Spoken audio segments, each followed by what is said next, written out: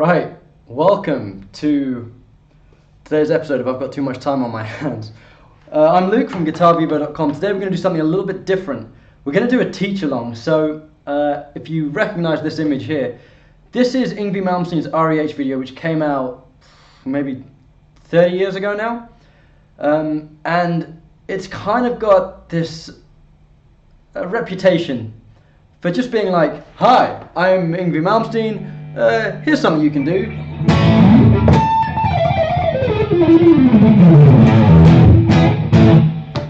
And that being like it. So what I thought we'd do is we're going to look at the video together, go through the scales and sequences and things, and we're going to talk a bit about how to use them, or the theory behind them, where they fit, and sometimes when he uses them and why he uses them the way he does. So without making you wait any longer, let's get straight into it. So, let's see what's coming up first. I'm in standard tuning, by the way, if you want to play along. This is the way I use the fingering on a diminished arpeggio. It goes as follows.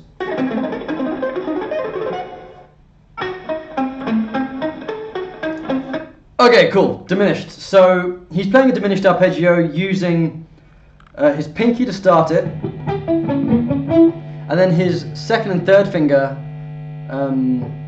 well, his first, second, and third finger for the other notes. If I just teach that to you up here, 15th fret with the pinky, 12th fret with the first finger, 14th fret with the second finger, and 15th fret with the third finger. What this allows us to do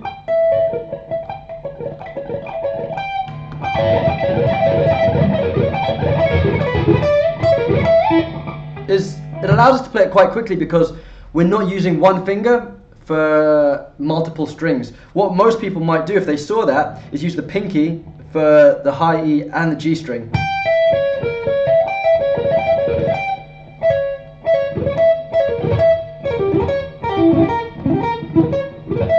Which I can't even do that well. So splitting this up and using the third finger to creep up and play the same fret as the pinky allows you to play it very quickly.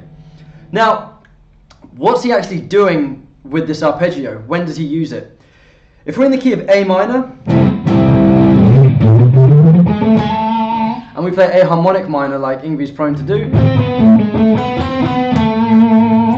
we actually have a diminished arpeggio within that scale, and it starts on the note below the root. So in A harmonic minor or A minor, we have a G sharp diminished arpeggio.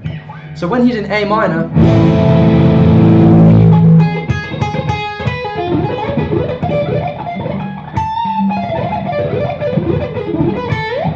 you have this diminished pattern, or this diminished arpeggio from the note below the root.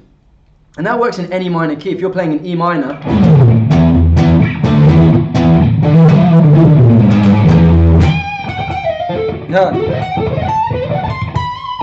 you can play the diminished arpeggios from E flat, which would be D sharp. That's how he uses it. So he's just kind of said, here's a diminished thing. To use it, if you're in a minor key, go down a semitone from the root and you can use it.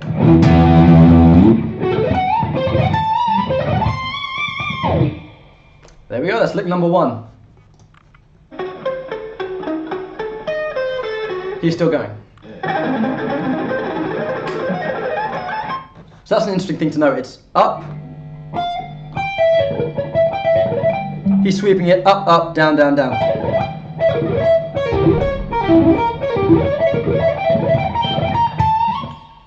That's the only other interesting thing about it.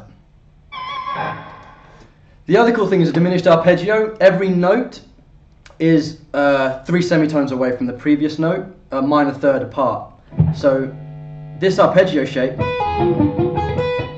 the lowest note, go up a minor third or up 3 semitones, up 3 semitones, up 3 semitones. So if we actually just move that up and down the neck 3 frets at a time, that physical shape,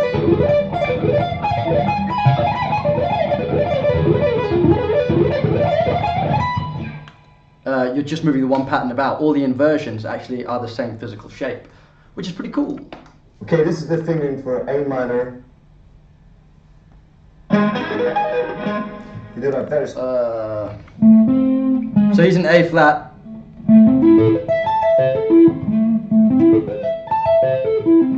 Not quite sure how he's doing it, but this is just a minor triad. He's down a semitone, so this is it in concert A.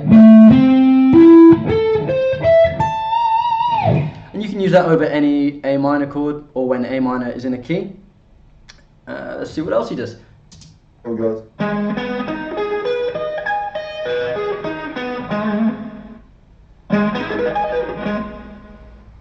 This is a very low. Okay, he's already moving on. If we were to use the diminished language with that, so if I sweep up,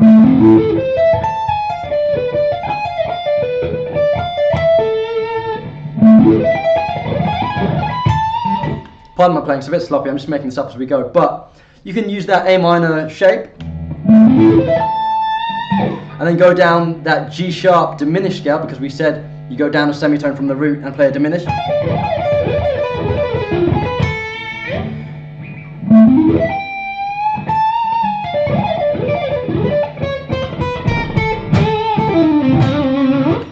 You can put the two together. A minor arpeggio. Okay, so the next thing is sequencing A minor arpeggios up the top three strings. So he plays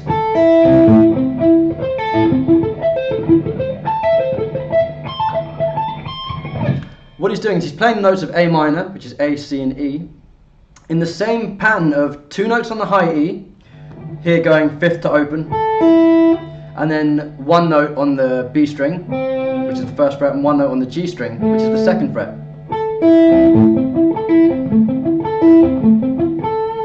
And then he does the up here, which is 8-5 on the E, and 5-5 on the B and G. Then he does it here, which is 12-8 on the high E, then 10-9 on B and G, and all of these is picking up, up, down, down, down, with a hammer on the first note, and then he repeats the octave. So that's pretty cool.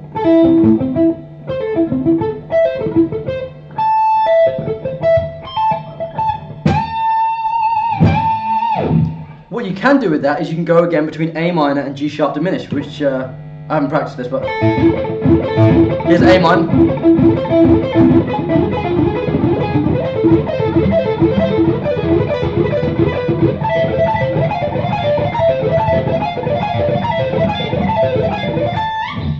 That little top bit was that top position 17, 12, 13, 14, 17, 12 on the E, 13, 14 B, G. And then G sharp diminished, going 16, 13 on the high E, 15, 16 on the B to G.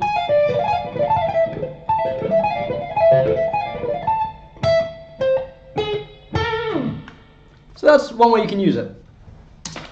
Which is basically the same pattern, but in different modes. Mode isn't the right word there. You'd say it's different inversions because you're using the same notes. Like that.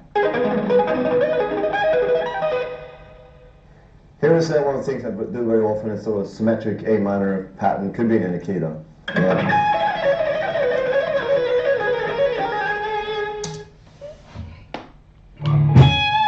Okay, so here's where it starts to get interesting. This is a sequence. It's kind of groups of three notes. So we're thinking about three note positions.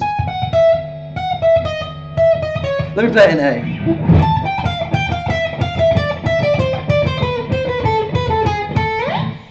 What he's doing is he's playing a pattern that's 4 notes long. Yeah. Which goes, if we give each note a number, 1, 2, 3, he's going 1, 3, 2, 1. So, ba, then he moves that thing down the scale. Da.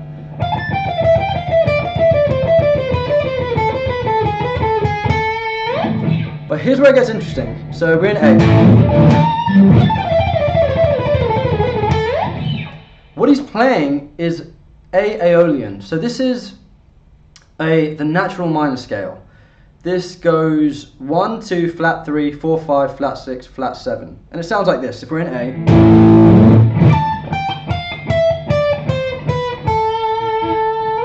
He's not playing the harmonic minor scale. Now the harmonic minor scale is different because it's only one note different, and it's the 7th note of the scale goes up from a G to a G sharp. If we're in A, I play A to G. You're kind of all right there. If I play A to G sharp, that G sharp has a pull back to the A. It's called the leading tone because it leads us back home. He will use A Aeolian, so the natural minor scale, for these single note runs until he wants to come back and end on the A. When he wants to finish on the A, he'll introduce the G sharp. He'll go to harmonic minor then. One of the reasons for this is it's more melodic to not have that big gap. If we play the harmonic minor scale, there's a huge gap between the 6 and 7.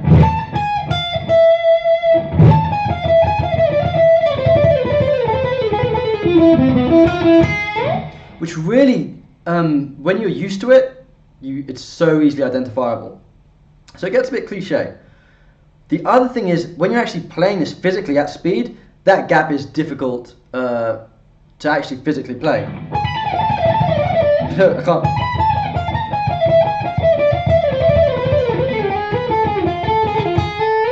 So you've got to have that big stretch. By going to the natural minor, it's easier to play. And there to end, he goes to harmonic minor. He adds in the G sharp because he knows he wants to bring it to a close, and that G sharp has a strong resolution. So these are really cliche single string Malmsteen things. I'm going to show you a couple. I don't know what he's going to go into here, but that first one is, if we think about moving down groups of 3 notes,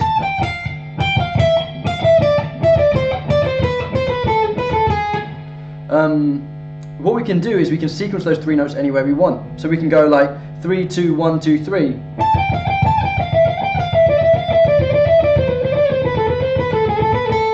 And I'm swapping to harmonic minor at the end. We can go 1, 2, 3, 1. We can go 3, 2, 1, 3.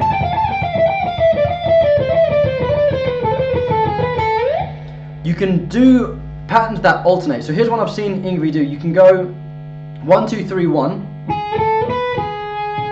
So just up 3 notes of this, up 3 steps back to 1, and then you can shift position and go 1, 3, 2, 1. So that looks like this.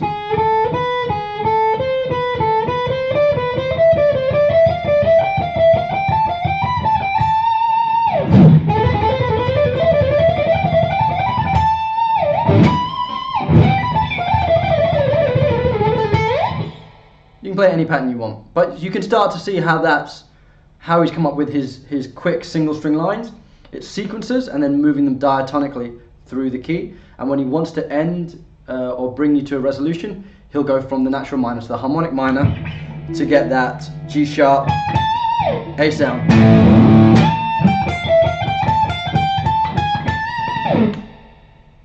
Hope that helps.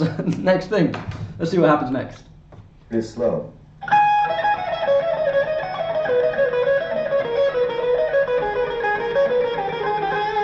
That can be used for A minor chord progressions as well. Yeah.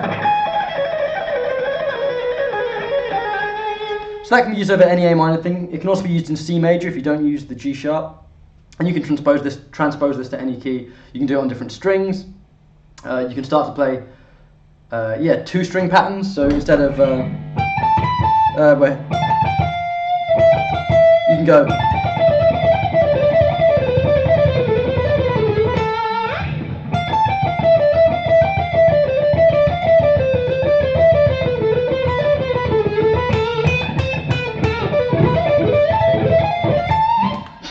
You can play stuff like that.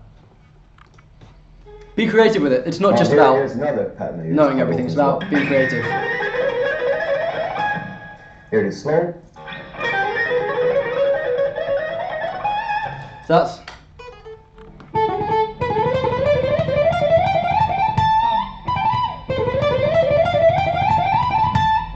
yeah, that's 3 1 2 3.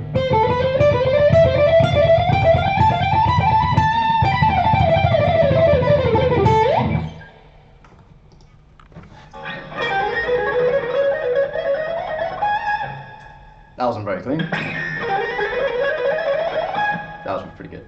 Okay, here's the thing I do also very often. I use like a slapback echo, like that, and play it alternately with the volume knob. Sounds like this.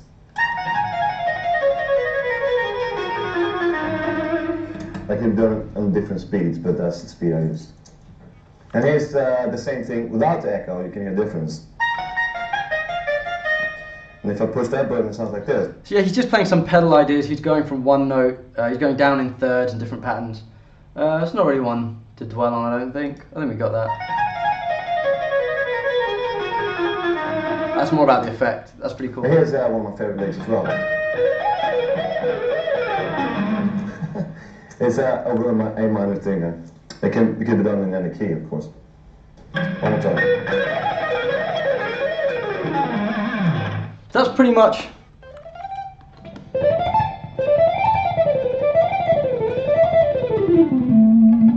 something like that. He's playing more sequences down through the scale.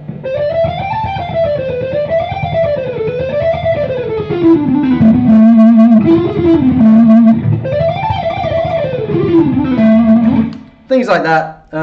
This kind of just goes back to what I was talking about with the single note sequences, expanding them to two strings and working them through the scales.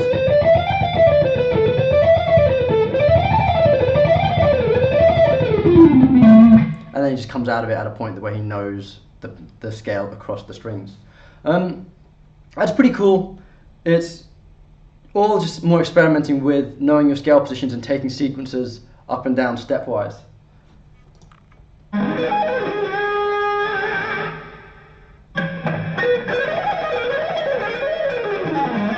Okay, here's the one. Here's the one.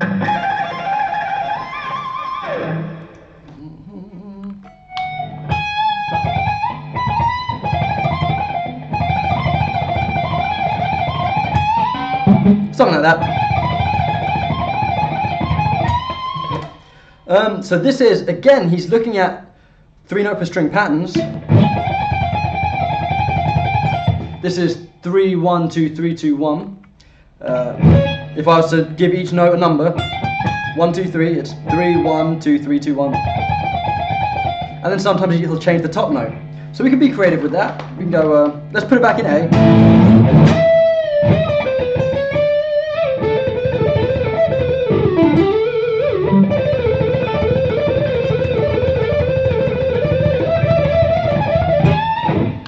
I don't know what I did there, but it's just, so the pattern he's playing, but now I can shift it up and down diatonically.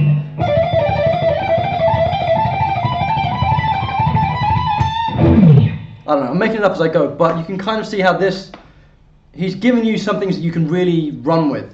But that's what that is, just changing the top note in the middle of a sequence.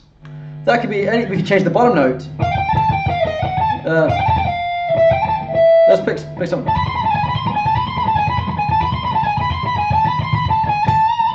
You can change the middle note.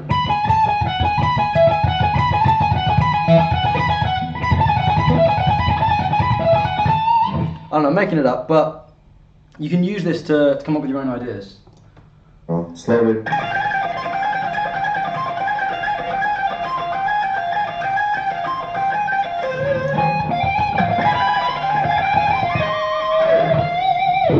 Here's another one of my little favorite things to do. It's very classical influenced.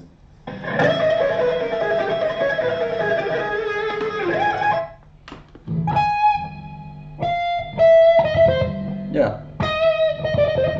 Okay, so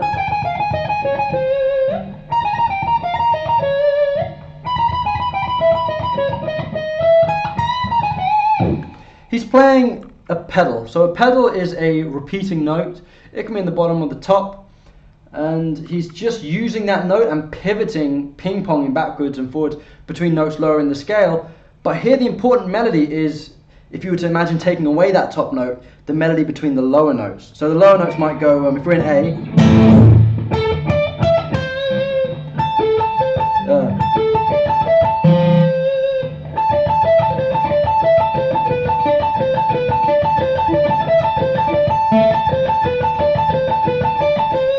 the notes happening below are almost more important than the notes on top. And again, he's just using like harmonic minor or aeolian.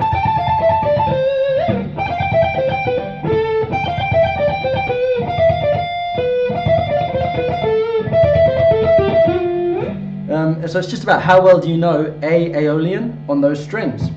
And then you can sequence it up and down. You can add in a more complex pattern. So instead of just ping-ponging between two notes, you can ping-pong like a whole sequence and then change the bottom note. So if I go,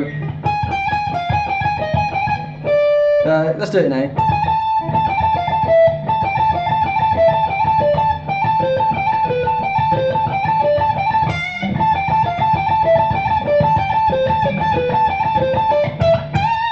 So all I'm doing there is instead of just ping-ponging between one note, I'm going up to.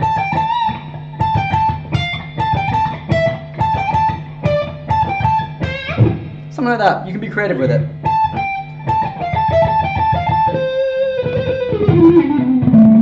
But let's see what's next.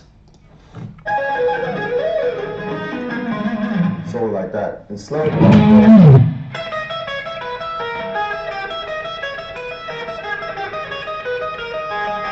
Pretty clear. Basically what it is, you repeat one note and go down. Yeah. He did a teach. He taught something. Good for him. That can be done in any scale or any key.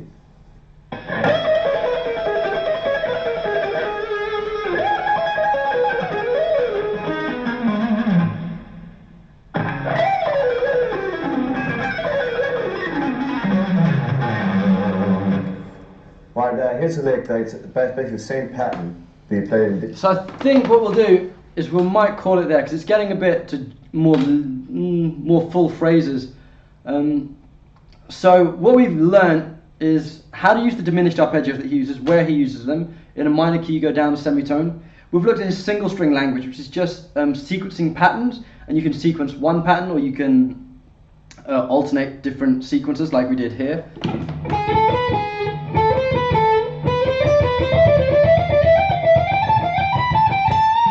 And we also looked at how he goes between aeolian and harmonic minor when he wants to bring the phrase to an end.